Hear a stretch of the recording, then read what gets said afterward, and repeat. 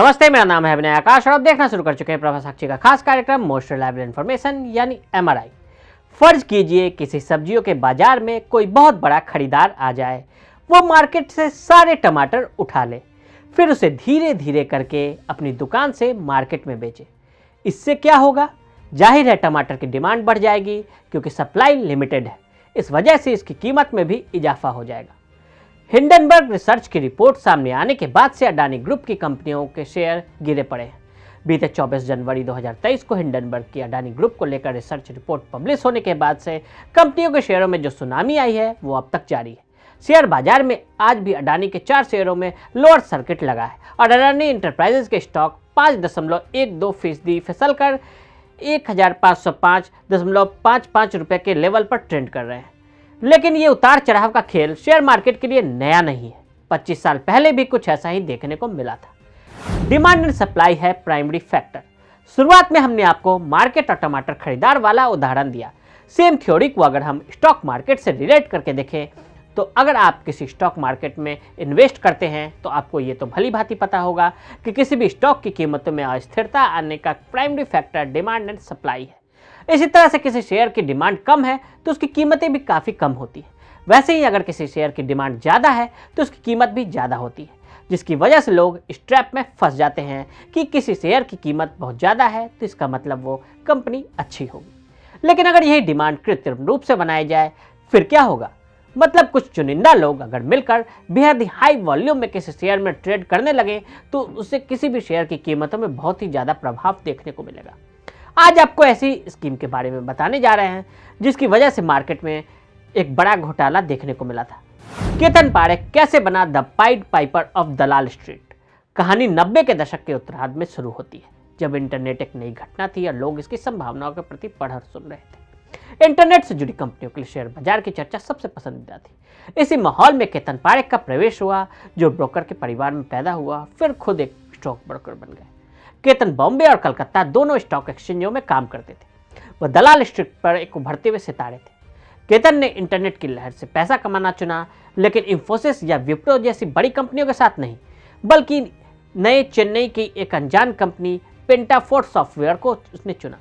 पेंटाफोर्ट पहले से ही एक बार चूक कर चुका था और संकट में था, इसलिए शेयर सस्ते में उपलब्ध था।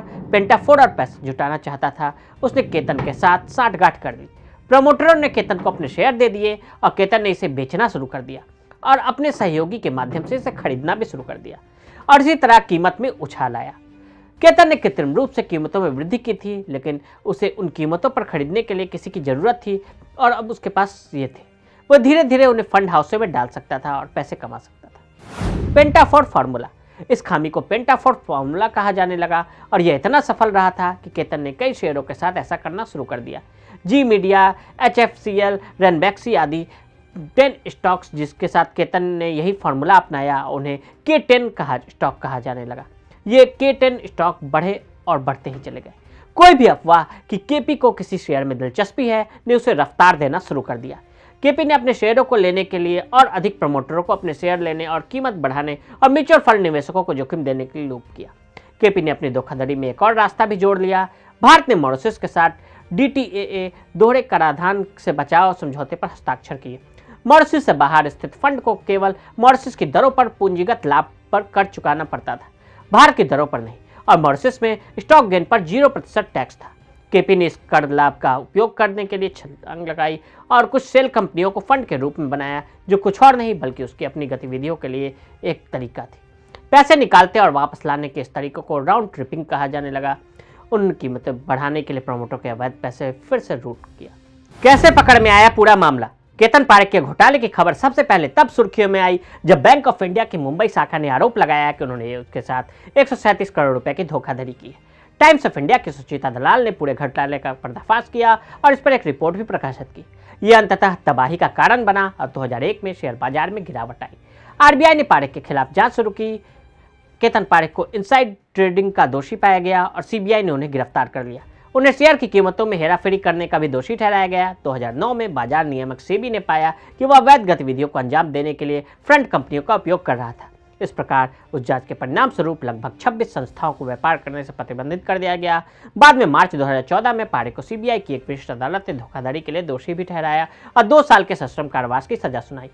सबसे हालिया विकास में 2021 में सुप्रीम कोर्ट ने केतन पारेख को अपनी बेटी की चिकित्सा जरूरतों को पूरा करने के लिए यूनाइटेड किंगडम की यात्रा करने की अनुमति दी थी।